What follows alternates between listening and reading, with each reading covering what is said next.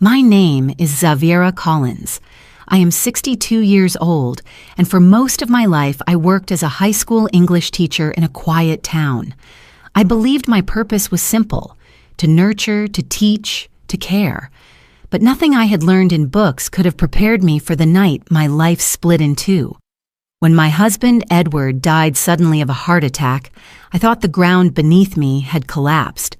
For 40 years, he was not only my partner, but also the man I silently built everything around. We had survived hardships together, shared laughter at our old wooden cabin by the lake, and raised our only son. I thought that even in grief, family would be my shelter. I was wrong. The very next week, I sat in a lawyer's office, still wrapped in the haze of morning, clutching a porcelain green teacup Edward had once bought for me on our honeymoon. It was my way of holding him close, even in death. The lawyer cleared his throat, unfolded the papers, and announced with no hesitation that I was the sole heir of Edward's fortune. $33 million. Every account, every property, every share of the company he had built with his own hands. Before the words had even settled in the room, I heard the sharp crack of my son's palm slamming down on the table. Marcus's voice was filled with outrage, shaking with greed. "This is wrong. My father would never give it all to you. That money belongs to me, to the family business. Hand it over, Mother." His wife, Lillian, leaned forward, her eyes narrowing, her voice dripping with sweetness that could not hide the ice beneath. "Mother, you are too old to handle this. You should sign it all over to us. We will make sure you are taken care of. Just sign and you will not have to worry about a thing." But their words were not born of love.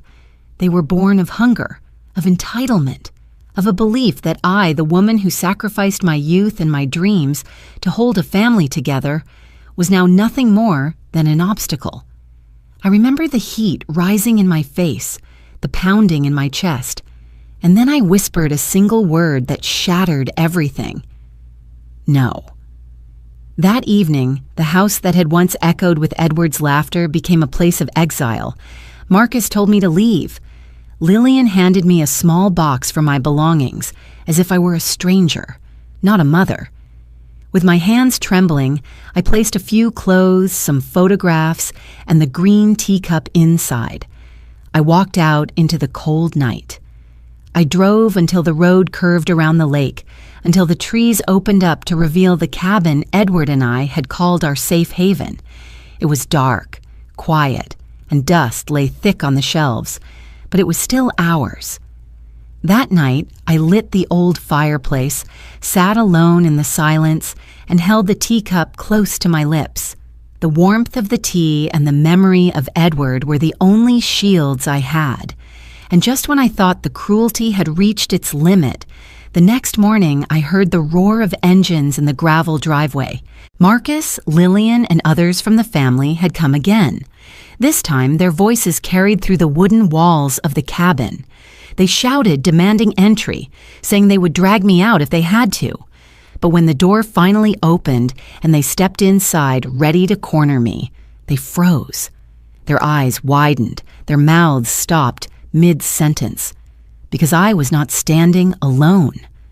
Behind me were faces they did not expect, people whose presence carried weight, people who had known Edward, people who had the power to change everything. That was the moment the tide shifted.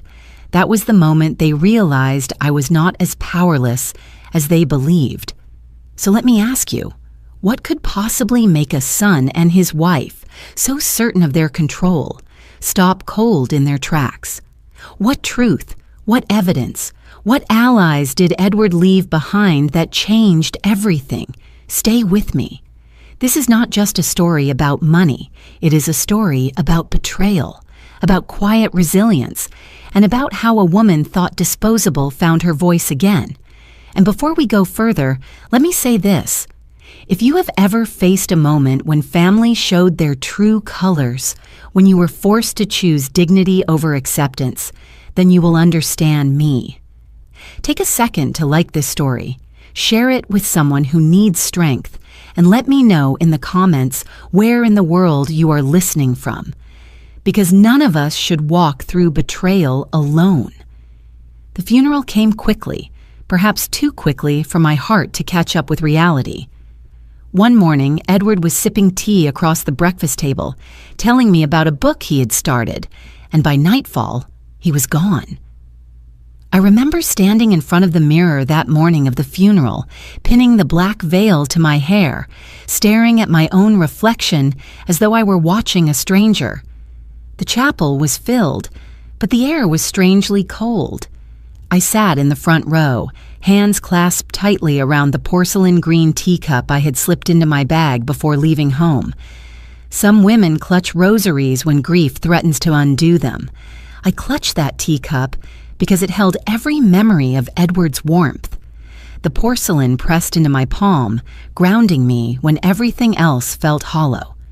People came dressed in black silk and polished shoes, but their voices carried the tone of a business meeting more than a farewell.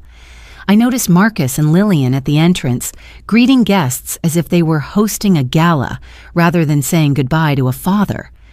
Marcus shook hands briskly, his expression calculated, like a man networking. Lillian's smile was perfectly rehearsed, her pearl earrings catching the light each time she turned her head. Together, they embodied the image of a power couple, carefully managing impressions, but not once did I see them pause to let their eyes linger on Edward's casket. The service began with hymns, words about eternal rest and the kingdom of heaven. My lips moved, but no sound came out. Instead, I stared at the casket draped in white lilies and thought of his hands, hands that had once held mine so firmly, hands that had built furniture for our first apartment, hands that trembled slightly as he aged but still reached for me across the bed each night. I could almost hear his voice teasing me for being too sentimental, whispering that life is made of these little details. During the eulogy, Marcus stepped forward. He spoke about his father's achievements, about the company Edward had built, about the empire of logistics that had provided for so many families. His words were polished, practiced, but they were empty. Not once did he mention Edward's love of gardening, or the way he whistled off key while fixing the fence, or his quiet habit of tucking notes into my books. It was as though Marcus were speaking of a man he had never truly known. When it was my turn, I tried to rise, but my legs trembled. I stayed seated, pressing the teacup to my chest. My silence was my eulogy. In my heart, I whispered the words I could not form aloud.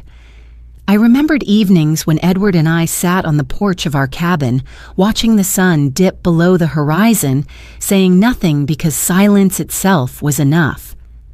I remembered the small rituals, like the way he always poured the first cup of tea for me, insisting that it tasted better that way. We did not live in luxury, not until later in life, but we lived with a richness no fortune could equal. As the coffin was lowered, a sharp wind swept through the cemetery, lifting the corners of my veil. I felt tears sting my eyes, but they would not fall. I had learned long ago how to hold grief inside, how to swallow it quietly. All around me, people adjusted coats, whispered about investments, asked Marcus about the future of the company. I sat still, a widow holding a teacup, invisible in my own story. After the service, I walked alone to the car.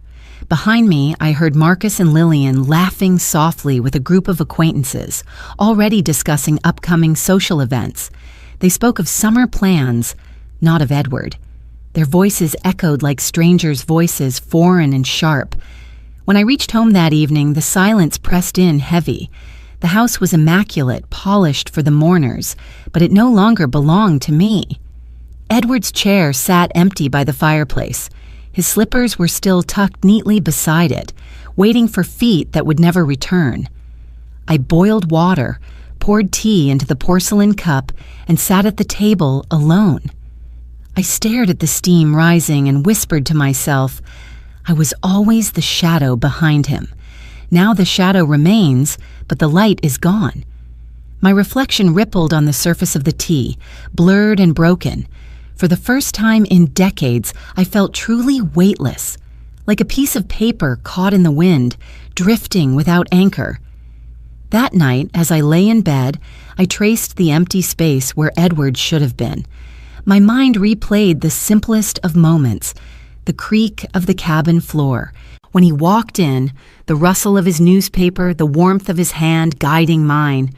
They were all gone now, yet they crowded my chest, suffocating me with both comfort and pain. I had lived as a supporting figure for so long. Edward was the face, the builder, the dreamer, and I was the quiet keeper of our home, the one who made sure the world did not collapse behind him. But with him gone, I realized the truth that tore through me like glass. I had been the shadow my whole life, and now that the light was extinguished, all that remained was emptiness.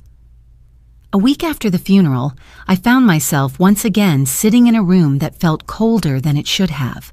The office of Edward's lawyer, Michael Grant, was warm with dark oak shelves and soft leather chairs, yet the air was heavy, as if every object in that room carried the weight of secrets.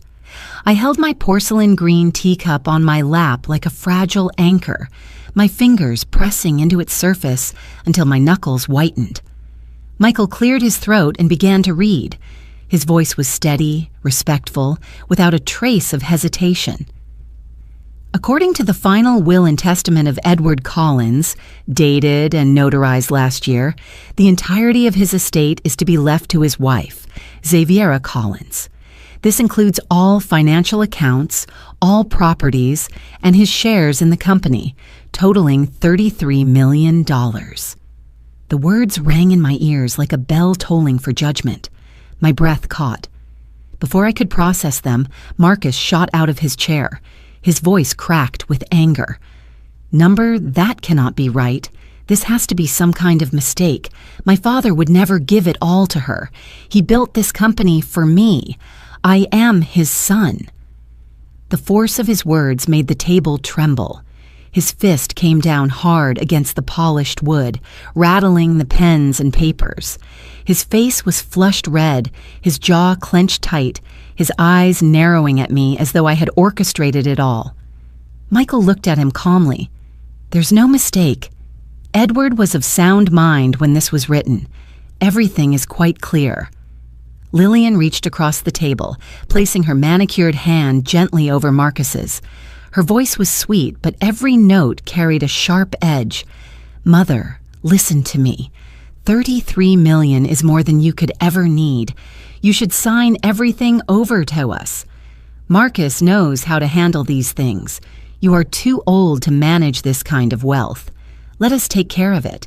You can still live comfortably. We will make sure of that." Her words sliced deeper than Marcus's rage. Rage is raw and unrefined. It shouts its truth. But Lillian's tone was calculated, polished, delivered with a smile that did not reach her eyes. She spoke of comfort, but what she wanted was control. I sat there in silence, my hands wrapped tighter around the teacup, the porcelain cool against my palms. My heart pounded, but my lips refused to part. Every fiber of me wanted to scream that I had stood beside Edward through every storm, that I had sacrificed dreams, youth, and countless nights so he could build what they now fought over. But I knew shouting would only feed their hunger. Silence was my shield. Marcus paced the length of the room like a predator caged. "This is outrageous. Do you know how much I have invested in preparing for this? Father promised me a future. He told me the company would be mine." Michael remained firm. Edward left clear instructions. He wanted Xaviera to have full control. This was his decision alone. Lillian leaned closer to me, her perfume sharp, her smile rehearsed. "Please, Mother, think of the family. Think of Marcus's future, of the grandchildren. You do not need to carry this burden. Sign the papers and let us manage it all. You can stay in the house. We will cover everything. You will not have to worry." Her words echoed like poison disguised as honey.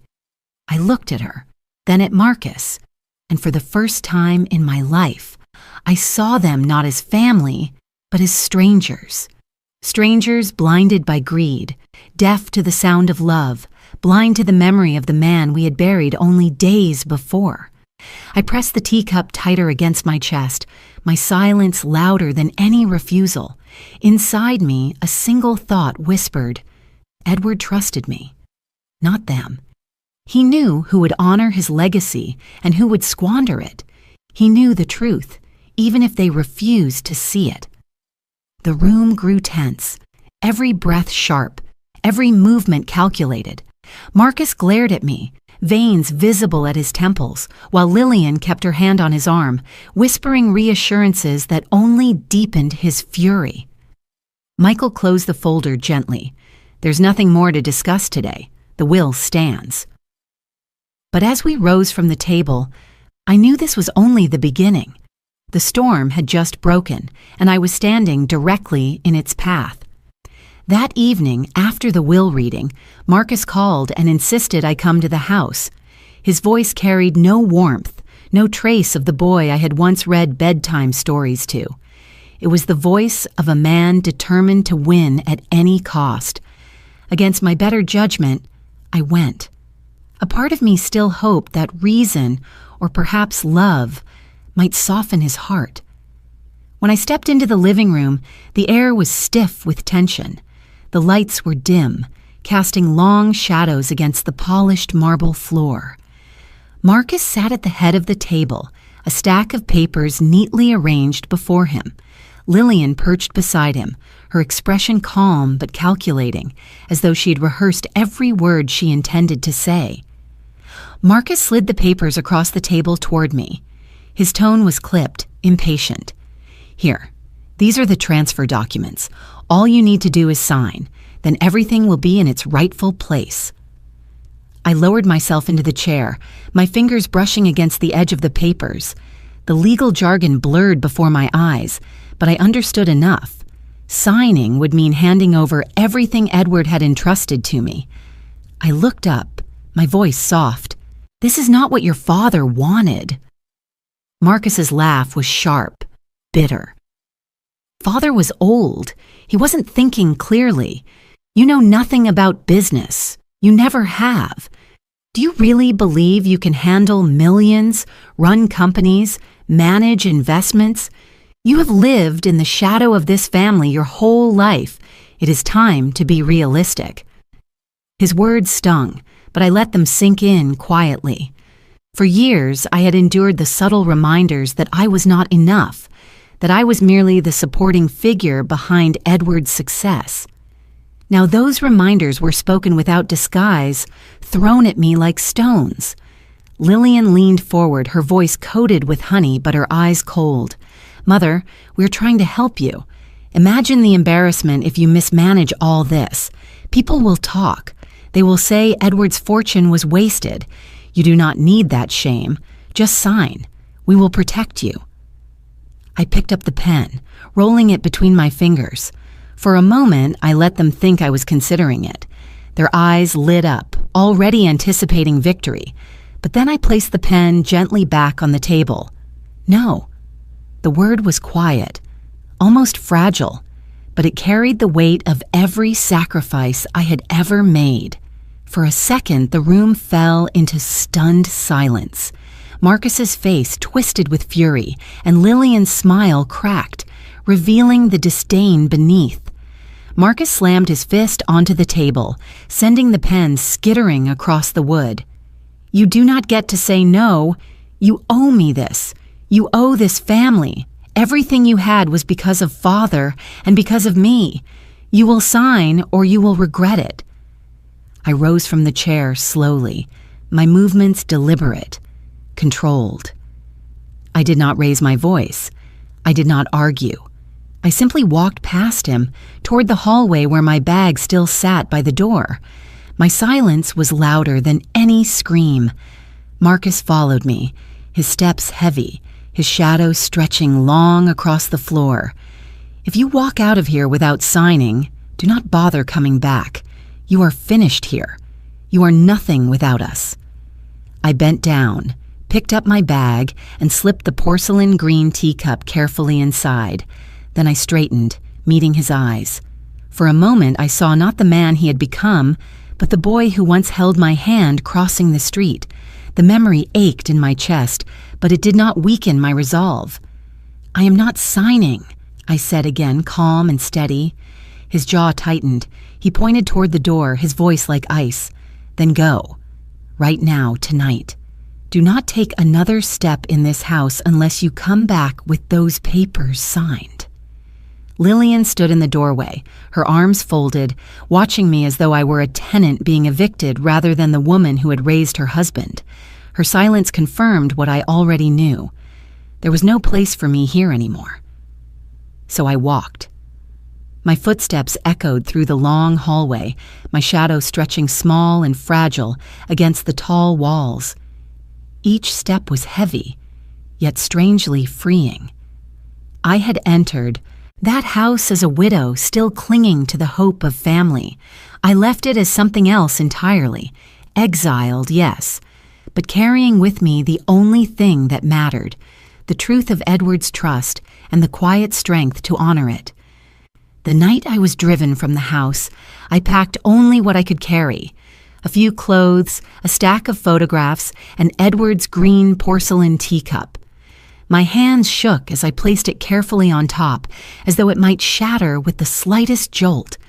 Then I drove into the darkness, guided only by the fading glow of the headlights on an empty road. The lake appeared at the end of the winding highway, its waters silver under the moonlight. Edward and I had bought the cabin decades ago when the company was still young and our wallets thin. He used to call it our refuge, a place far from boardrooms and social demands where we could be nothing more than ourselves. It had been years since I last visited, yet as I pulled into the gravel driveway, it felt like the only place left where I still belonged. I unlocked the heavy wooden door. It groaned open, and the smell of pine greeted me, mixed with dust that had settled from years of disuse.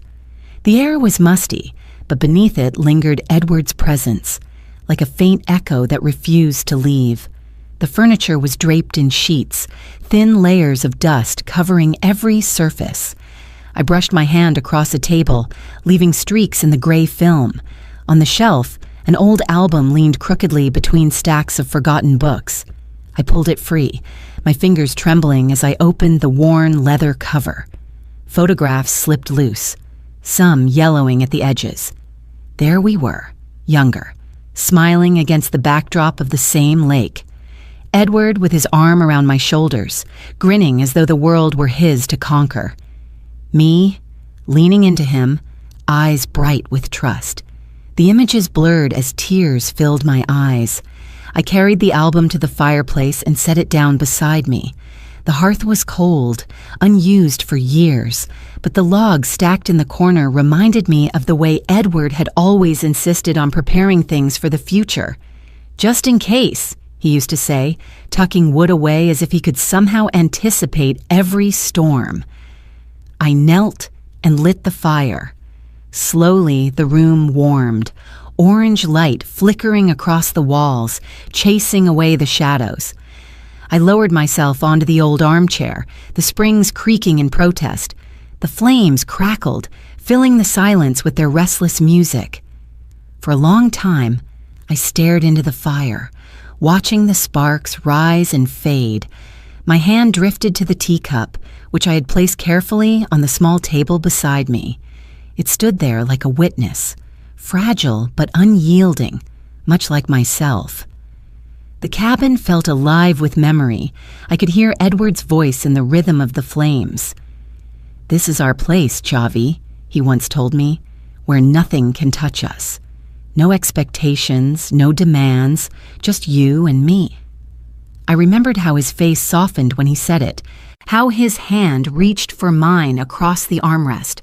For him, the cabin was more than wood and stone. It was proof that we could carve out a corner of the world for ourselves, even when the world tried to take everything else. I leaned back, my eyes heavy with exhaustion, and whispered into the air, I am still here, Edward, and I will keep what you gave me. I will not let them take it away." My voice cracked, barely audible, but the cabin seemed to hold the words as though the walls themselves were listening. The firelight danced across the teacup, making the porcelain glow faintly green. I reached for it, lifting it slowly, and let the steam rise against my face. In that moment, I felt as though Edward were beside me again, his steady presence filling the empty space. The cup trembled slightly in my hand, not from its weight, but from the fragile hope it carried. I set it back on the table, leaving it there like a sentinel, a small object, yet it had survived every storm with us. Now it would survive this one too. I pulled a blanket around my shoulders and closed my eyes, the sound of the fire lulling me into a restless sleep. For the first time since Edward's death, I did not feel completely lost. Broken, yes. Alone, yes. But not erased. As long as I could breathe in the scent of pine, as long as the fire burned in the hearth, as long as the teacup remained, a part of him would live with me here. Outside, the lake lay still, reflecting the cold glow of the moon. The world beyond this cabin might already be sharpening its claws, but here, for one night at least, I felt protected. And in that fragile protection, I made a silent promise. I would not give in. I would not let Marcus and Lillian erase me the way they wished. This cabin would be my ground, my refuge, and tomorrow, whatever storm came, I would face it. The morning after my first night at the cabin broke cold and gray, the lake shrouded in a thin veil of mist. I sat at the small wooden table near the window, cradling Edward's green porcelain teacup, steam rising softly in the dim light. For a fleeting moment, I almost convinced myself that peace had returned. But then I heard it, the crunch of gravel beneath tires, the sharp slam of car doors. Voices carried through the trees, sharp and hurried. I set the teacup down gently, my hand steady despite the pounding in my chest. Through the window I saw them, Marcus, Lillian, and two of Edward's distant cousins, striding across the yard like conquerors, reclaiming territory. Their polished shoes and designer coats looked out of place against the mossy stones and pine needles that carpeted the ground. They spoke loudly, as though volume could grant them ownership. The front door shook as Marcus pounded his fist against it. "Open up, Mother! We are done playing games. This cabin belongs to the family. Hand it over now." I did not move immediately. Instead, I sat still, letting silence gather around me like armor. The fire in the hearth crackled softly, defying their intrusion.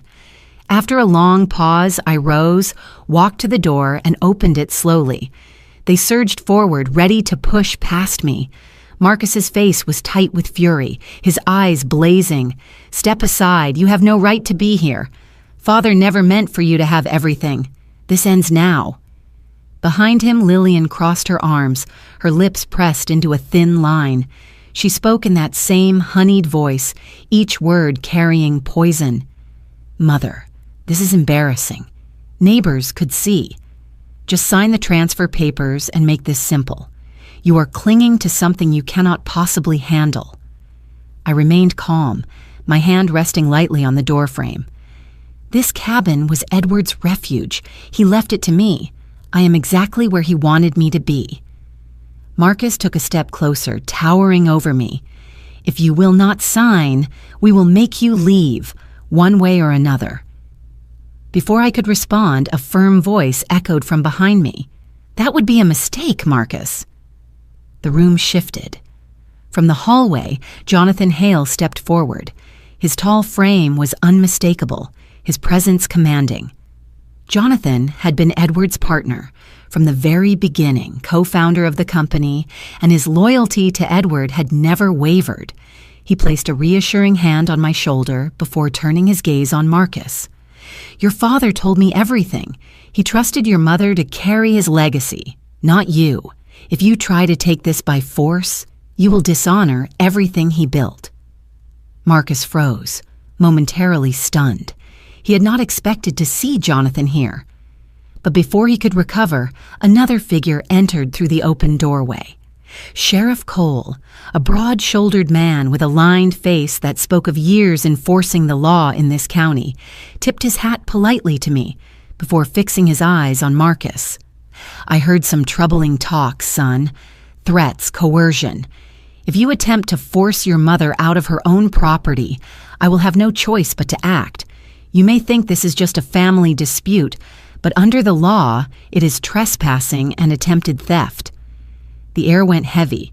Marcus's bravado faltered, his face paling slightly. He glanced back at the cousins who had come with him, but they avoided his eyes. Lillian, however, stepped forward, her voice sharp now, no longer sweet. "Sheriff, this is a private matter. You have no right to interfere." Sheriff Cole's eyes narrowed. "When someone threatens a citizen of this county on their own property, it becomes my matter. Consider this your warning." Silence fell. The only sound was the fire snapping behind me and the wind rustling through the pines outside. I stood still, my back straight, my hands steady. I did not need to shout. The presence of Jonathan and the sheriff spoke louder than any words I could offer.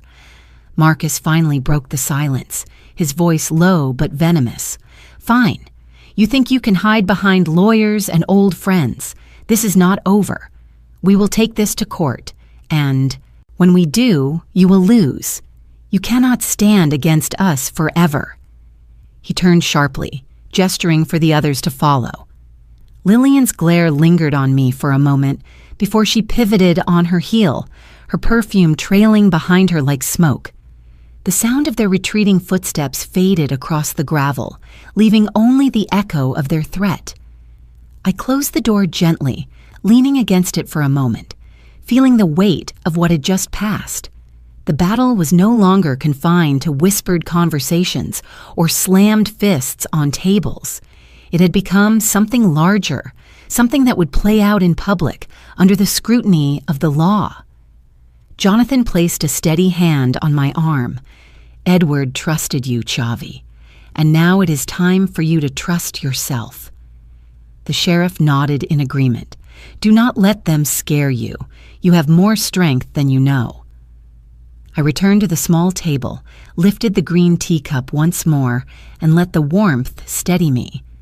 Outside, the mist over the lake began to lift, revealing clear water beneath. Their threats lingered, but so did something else, a quiet resolve growing stronger with every breath I took. 2 days after the confrontation at the cabin, I heard the crunch of tires again. This time, it was not Marcus or Lillian. A courier stepped out, dressed neatly in a navy jacket, carrying an envelope with my name typed neatly across the front. He handed it to me without a word, then turned and drove away, leaving a cloud of dust trailing behind him. I stood in the doorway, the envelope trembling slightly in my hands. I already knew what it was before I tore it open. The summons. Marcus and Lillian had filed suit to challenge Edward's will. They were demanding it be declared invalid, claiming undue influence, claiming Edward had not been of sound mind. My knees weakened, and I sank into the chair by the fireplace. The green porcelain teacup sat on the table, untouched since morning. I reached for it now, wrapping my fingers around its handle as though it might keep me from unraveling. The paper in my other hand felt heavier than its weight, like a stone pressing down on my chest. The words blurred as I read them, but the meaning cut clear. They were trying to erase Edward's final choice, to erase me from the story of his life. Fear coursed through me, sharp and hot, leaving me trembling. I had never been in a courtroom except for jury duty. The thought of standing there while my own son tried to dismantle my place in Edward's legacy filled me with dread. Yet beneath the fear, something steadier began to take root. A memory surfaced, unbidden but vivid. Edward and Marcus, standing in the company office years ago, their voices raised. Marcus had been in his early 30s then, ambitious but reckless. He had demanded a controlling share of the company. "You built this for me, Dad." It should already be mine. Edward's voice had been firm, unyielding. I built this with Jonathan, and I built it for the employees who gave their lives to it. I did not build it so you could strip it bare. If you want a place here, you will earn it, the way I did. Marcus had stormed out that day, slamming the door so hard the glass rattled. Edward had turned to me afterward, shaking his head. His eyes were heavy with sorrow, not anger. He does not understand, Chavi. He sees wealth as a prize, not a responsibility. One day that difference will matter. Now, sitting in the cabin with the summons in my lap, I realized Edward had known this day would come. He had seen it clearly, the storm that was now crashing down upon me. I lifted the teacup to my lips, the steam curling against my face, and whispered into the empty room, "You saw this day, didn't you, Edward? You knew they would come for me. And still, you trusted me." The fire cracked in response, as though echoing his voice. Tears threatened, but I held them back. Grief had already taken so much of my strength. I could not let fear take the rest. Slowly, I folded the summons and placed it back in the envelope. Then I set it beside the teacup, the two objects side by side, one representing the battle ahead, the other the bond that could not be broken. I sat there for hours, letting the silence of the cabin settle around me until resolve began to harden like stone within me. I was not naive. I knew the courtroom would be brutal. They would question my worth, my role as Edward's wife, even my sanity. But I also knew something they did not. Edward's faith in me was not misplaced. He had chosen me for a reason. He had seen not just the shadow I thought I was, but the quiet strength he believed in. I traced the rim of the teacup with my finger, feeling the smooth porcelain. It had survived decades of use, cracks threatening but never breaking. In it I saw myself. Worn, yes. Weathered, yes. But unbroken. Tomorrow I would call Michael, Edward's lawyer. Tomorrow I would begin to prepare. Tonight I allowed myself to grieve once more, not for Edward's death, but for the son I had already lost long before he filed this lawsuit. The summons lay on the table like a gauntlet thrown at my feet. I would not walk away. I would not surrender. If they wanted a courtroom battle, then they would have it, and I would face it not as a shadow, but as Edward's chosen heir. The morning after I received the summons, the cabin no longer felt like a refuge. It felt like a war room.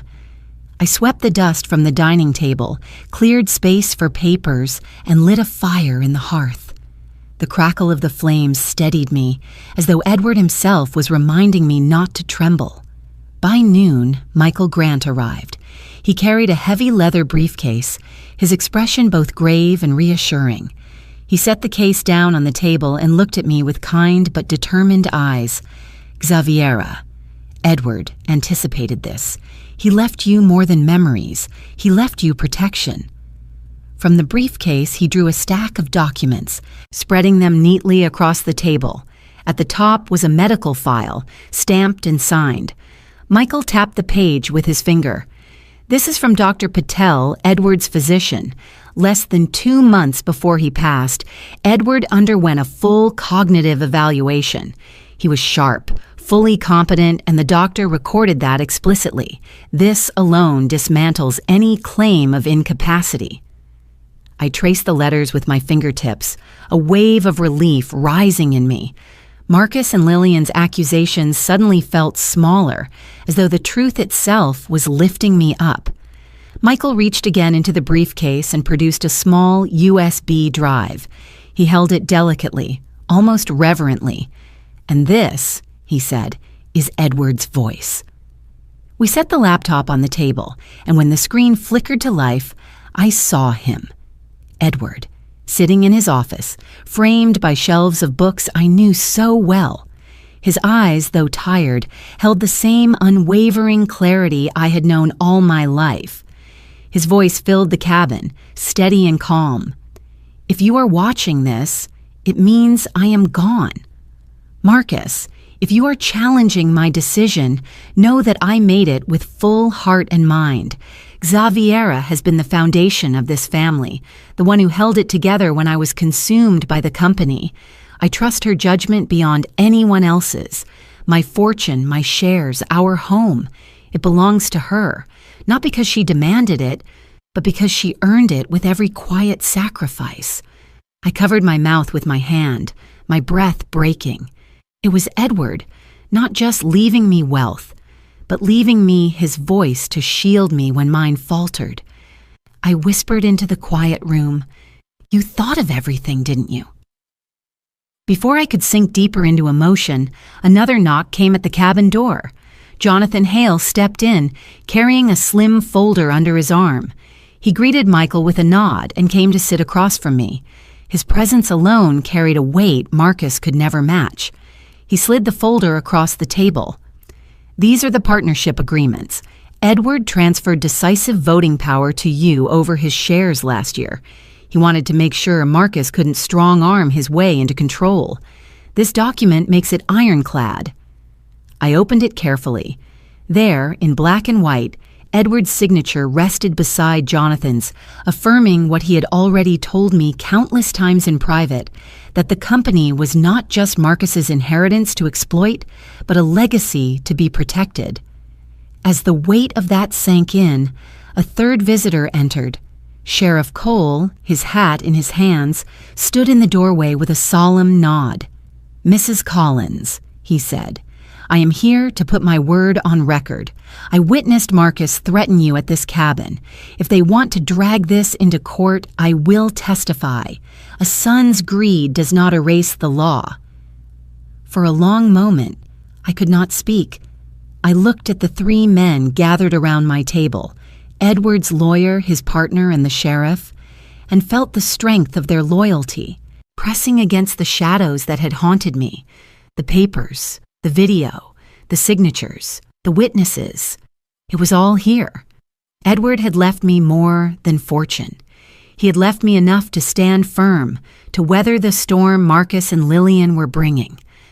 I reached for the green teacup and held it steady in my hands. The porcelain was warm from the tea I had poured earlier, the faint steam curling upward. I looked into its surface and whispered, "Edward, you prepared me for this.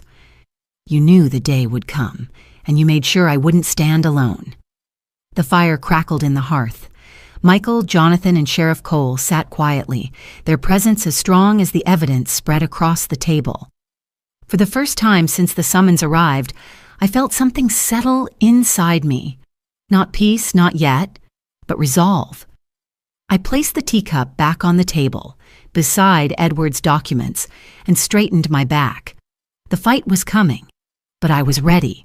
The courthouse smelled faintly of polished wood and old paper, a scent that clung to the air like history itself. I had walked through those doors before as a juror, never imagining I would one day sit here as a defendant in my own family's war.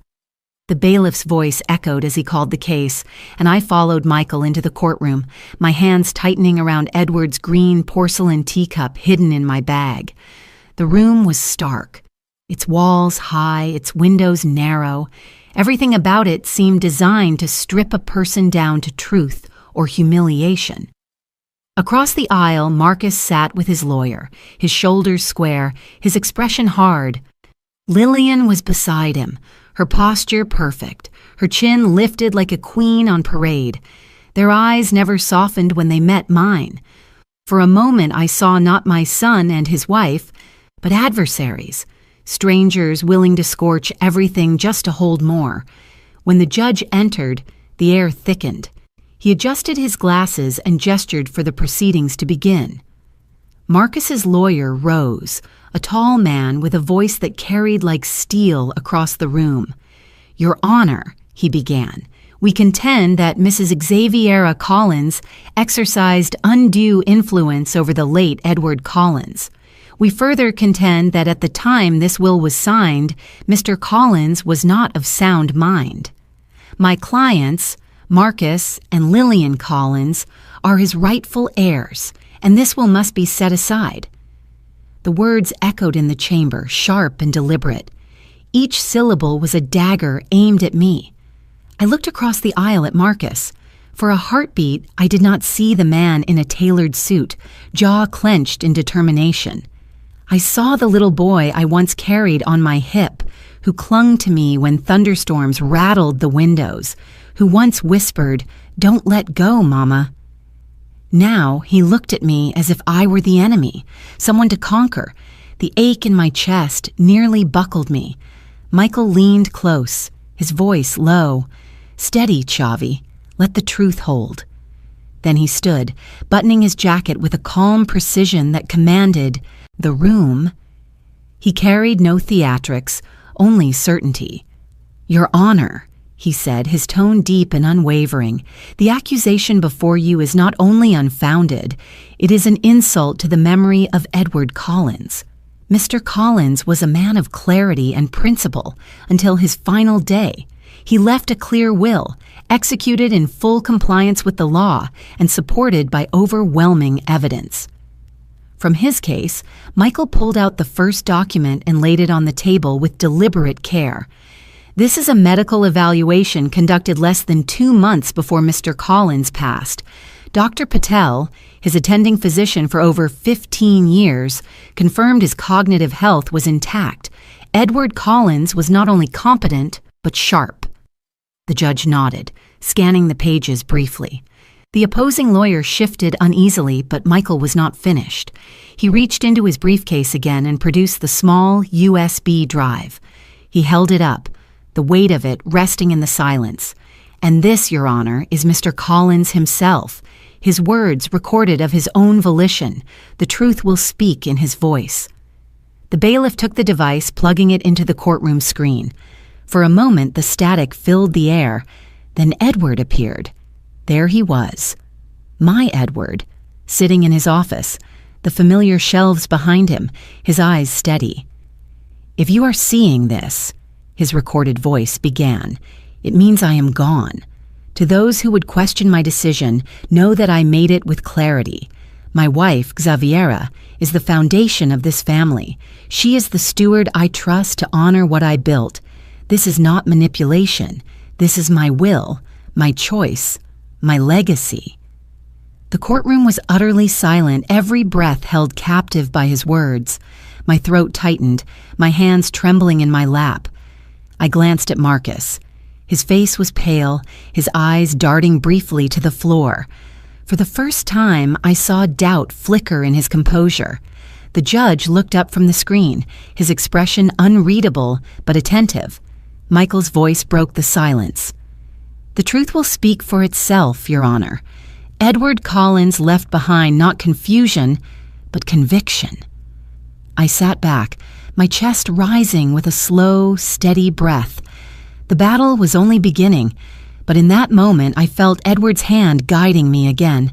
His voice still lived, stronger than any accusation, stronger than the greed that now sat across from me.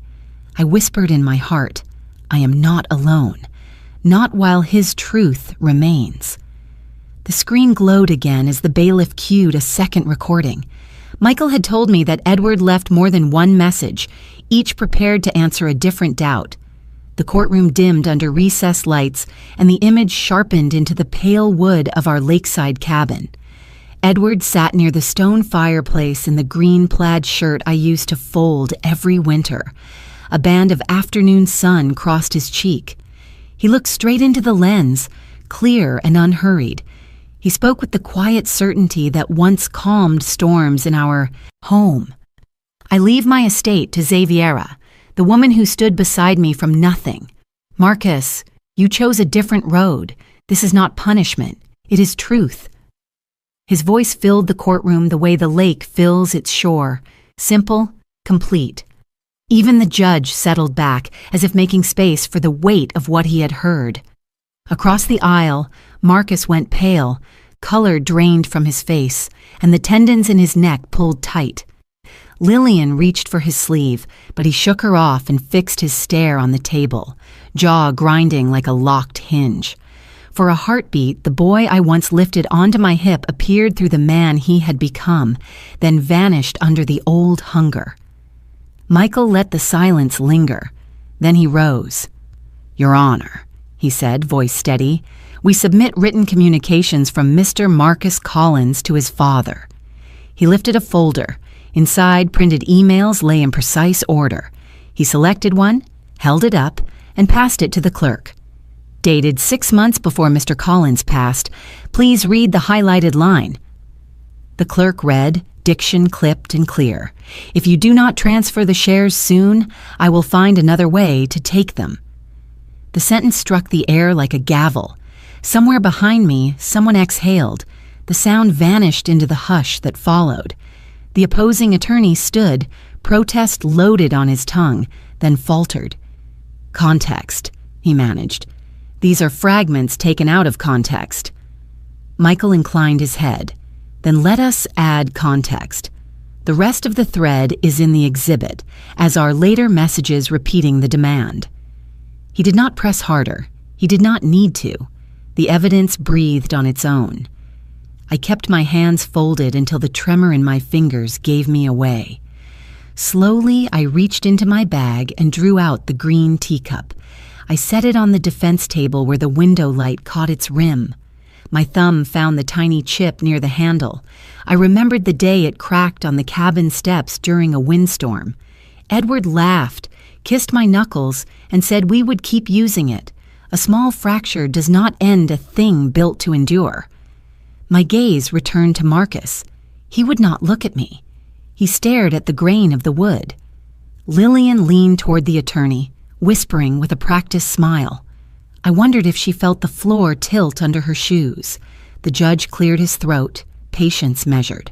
"Counsel, do you have any rebuttal based on evidence rather than speculation?" The other lawyer spread his hands. He cited stress, grief, the volatility of family disputes. The judge nodded, unmoved. "Noted. Proceed, Mr. Grant." Michael requested that the cabin recording be transcribed into the record. Permission granted. The stenographer's keys began their soft percussion, preserving Edward's words in lines of ink that no argument could erase. A warmth rose behind my ribs. Not triumph, not yet, but a sturdiness like a hearth in winter. I placed my palm beside the teacup and let its cool porcelain center me. I thought of the long nights, when Edward worked and I balanced budget ledgers at our kitchen table, pencil dull, coffee cold, faith stubborn. He had known I could carry what he left. He had trusted me to hold the line. No one spoke. I kept my back straight and my breathing very steady. The courtroom held the stillness of a chapel after prayer. In that quiet, I chose not to meet force with force. I would not glare. I would not gloat. I simply breathed. I allowed the weight of truth to do its patient work. Edward once told me that justice is slow, but when it arrives, it does not shout. It stands, and the room rearranges around it. As the bailiff removed the flash drive and the screen went dark, that is what happened. The room subtly changed. And I, a widow holding a chipped teacup, did not feel small. I felt steady, like the shoreline that remains after the storm passes. The courtroom seemed frozen in a hush after Edward's video, and the emails had been entered into evidence. Even the air itself felt heavy, like the room was holding its breath. The judge leaned back, his eyes traveling slowly from Michael to Marcus. Finally, his gaze settled on my son.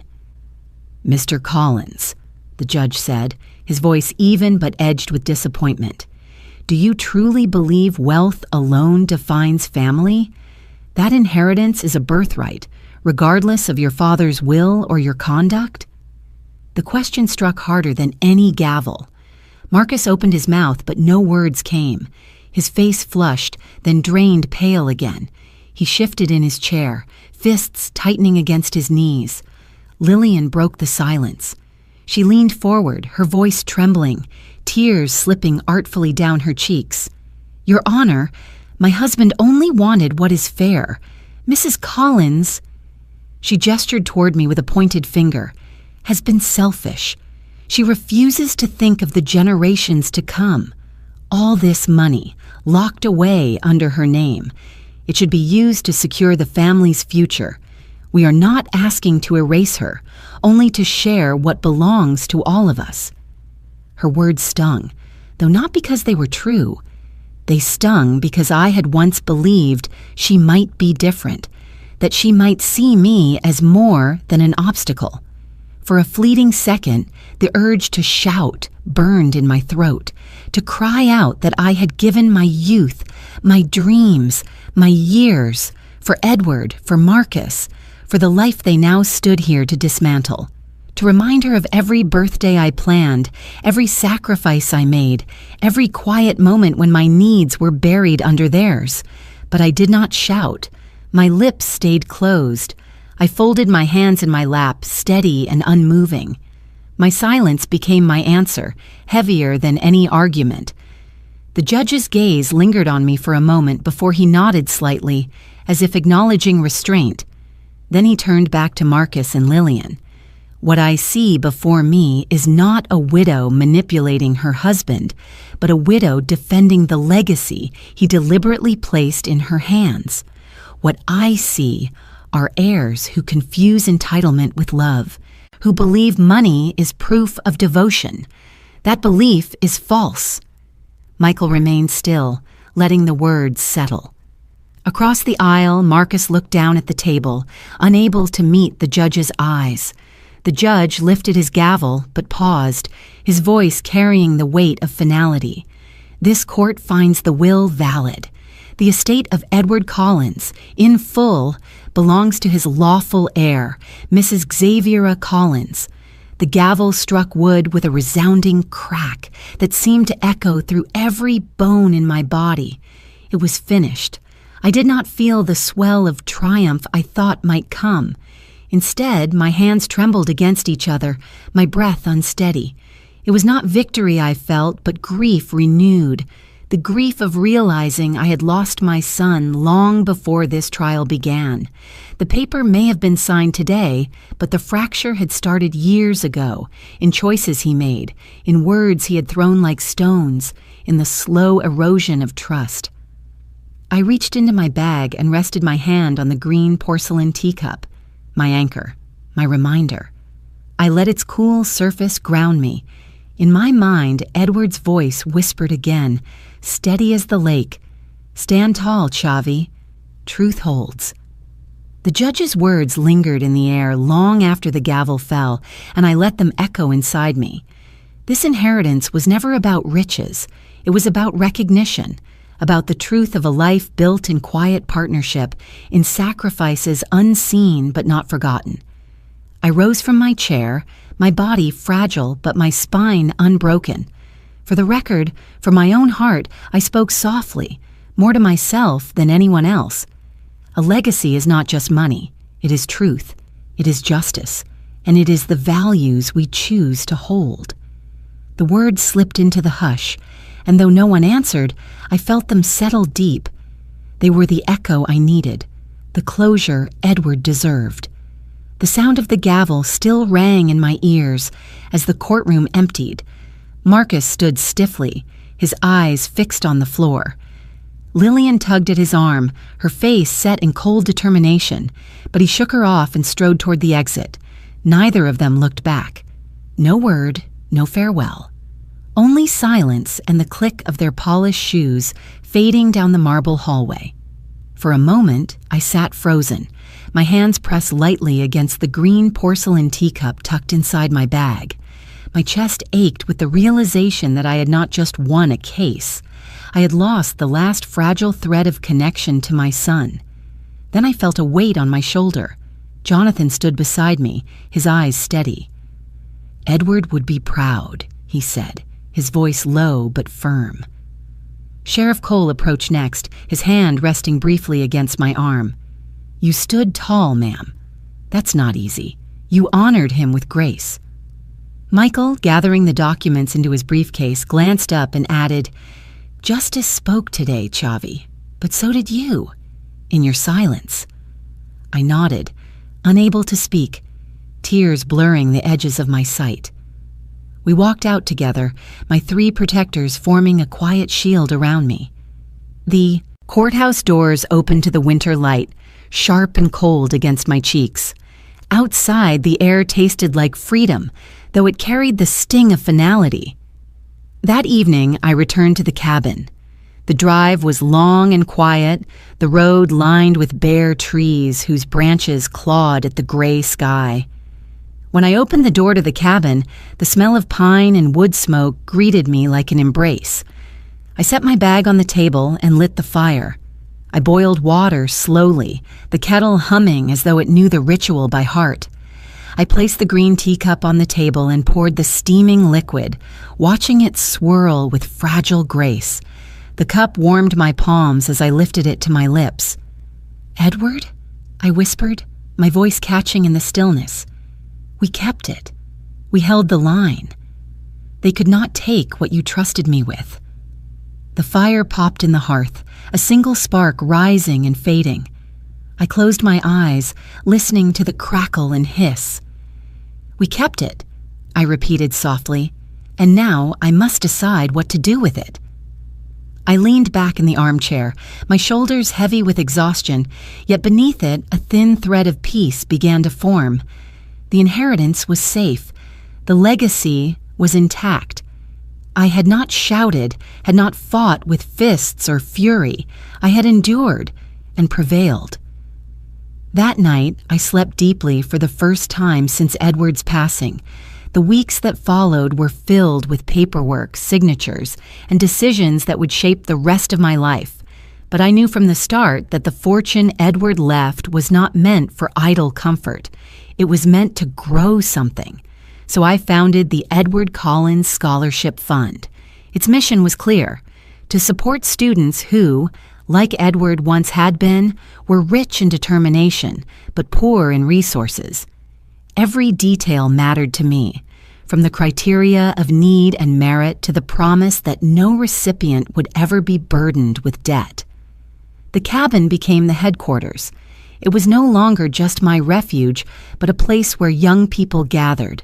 Students came on weekends, bringing their essays, their dreams, their fears. The air filled with nervous laughter, the scratch of pens on paper, and sometimes tears of relief when they realized someone believed in them. I remembered sitting across from Edward years ago when we had barely $2 to spare, and hearing him say, "If we ever make it, Xavi, we'll make sure others can too." Now, with the fund, I was planting that promise into the soil of the future. One morning, as the first round of scholarship applications piled high, a knock sounded at the cabin door. I opened it to find Martha, my neighbor from years past. In her hands, she carried a bundle of fresh daisies, their petals trembling in the crisp air. She smiled shyly. "These are for you and for him. My son just finished college on a grant Edward once arranged for us quietly, without ever asking for recognition. Now you're carrying it forward." She pressed the flowers into my hands, her eyes glistening. "Xavi, you've sown again what Edward once sowed." I placed the daisies in a chipped vase on the mantel. Their bright yellow faces leaned toward the firelight, a small symbol of renewal. For the first time, I felt not only like a widow guarding a legacy, but a woman planting a garden of her own. The cabin walls, once echoing with loneliness, now rang with voices of promise. Every laugh, every hopeful question stitched me back together, thread by thread. By spring, the cabin was no longer quiet. It pulsed with life. The porch groaned under the weight of footsteps as students came and went, carrying books and hopes bigger than themselves. Inside, the air hummed with chatter, the smell of tea mingling with the aroma of soup that simmered on the stove. I watched as the rooms filled with faces that once might have been strangers, but now felt like family. Around the old oak table, young voices debated ideas, argued passionately about the future, then broke into laughter. The fireplace, once my solitary companion, now glowed against a backdrop of bright eyes and open notebooks. On Saturday evenings, we hosted dinners. The students brought bread, fruit, sometimes nothing but their stories, and I provided the rest. We ate shoulder to shoulder, laughter spilling into the rafters. I realized that the silence that had once haunted me was gone, replaced by a warmth that was not just noise but belonging.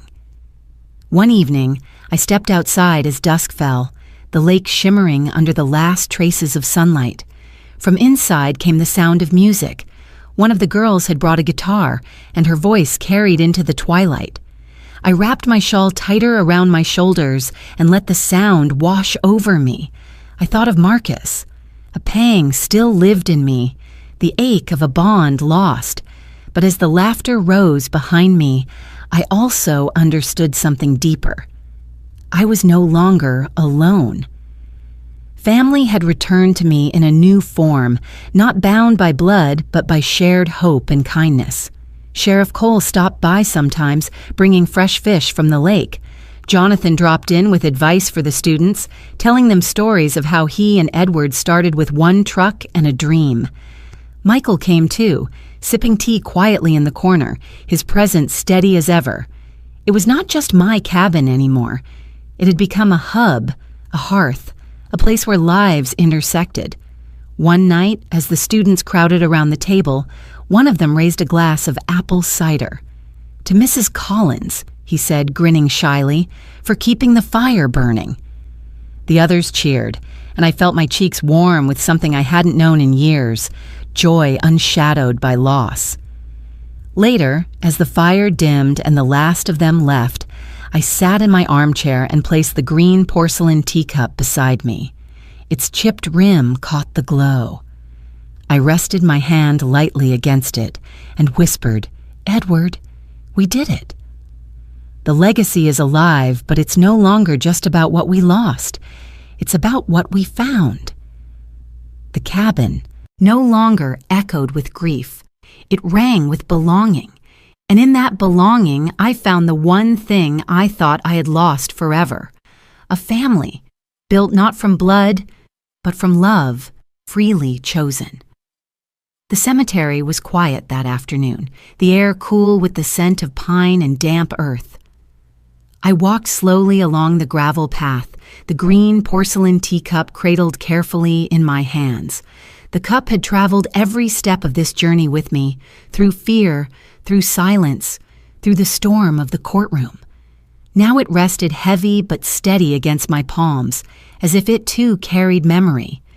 Edward's grave lay beneath a tall oak whose branches stretched wide like sheltering arms. The stone was simple, just as he would have wanted: his name, the years he lived, and one line he had chosen himself, a life measured not by wealth, but by love given. I knelt, my knees pressing into the damp grass, and set the teacup at the base of the stone. My fingers lingered on its chipped rim as I whispered, "Edward, can you see it? We are still here." I kept it, not to boast, not to cling to riches, but to plant seeds where you once planted them. We are sowing again, and the garden is growing. The wind moved softly through the oak leaves, carrying the sound of distant birds. For a moment, I felt him close, not in the way grief had clutched me before, but as a calm presence. The tears that slipped down my cheeks were not only sorrow, they were gratitude. I rose slowly, brushing the grass from my skirt, and turned toward the horizon. The sun was beginning to set, painting the sky in streaks of amber and rose.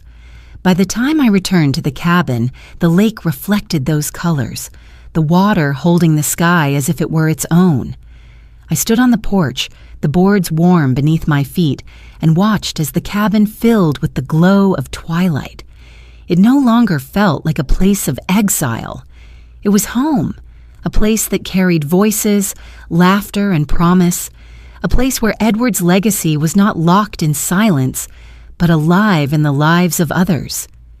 I thought of Marcus and Lillian, of the way they had walked out of the courthouse without looking back. The ache of losing them would always live somewhere inside me, but I had learned to name it for what it was. I had not lost my family. I had lost the illusion of it. What remained was truth. And truth had given me something new: community, belonging, a circle of people who valued more than wealth. As the sky deepened into violet, I sat on the porch steps and folded my hands in my lap. My heart whispered a closure I had carried too long. A legacy is not just money, it is truth, it is justice, and it is the values we choose to hold. I did not lose a family. I lost only the shadow of it. What I found is real, a community where worth is measured not by blood, but by kindness and love, freely chosen. The lake shimmered as the first stars appeared. For the first time since Edward's passing, the night no longer frightened me. It welcomed me. Before we say goodbye, I want to leave you with a question. If you have ever felt betrayed by your own family, what would you do? Would you choose forgiveness? Or would you draw the line and protect your own heart? I invite you to share your thoughts in the comments. Your stories matter, and someone listening may need to hear them. And before you go, tell us, where are you watching from? Is it a quiet morning with a warm cup of coffee, or a late night where stories like this keep you company? We read every comment with gratitude. If this story touched your heart, I ask you to consider subscribing, not just to hear more stories like this, but to join a community that still believes in kindness, in healing, in second chances. Thank you for spending your time with me today. Wherever you are, in a busy city or a quiet town, I hope you carry this story with you. And remember, sometimes the miracle does not knock on your door. It waits patiently until you are ready to open your heart. Take care, and I will see you in the next story.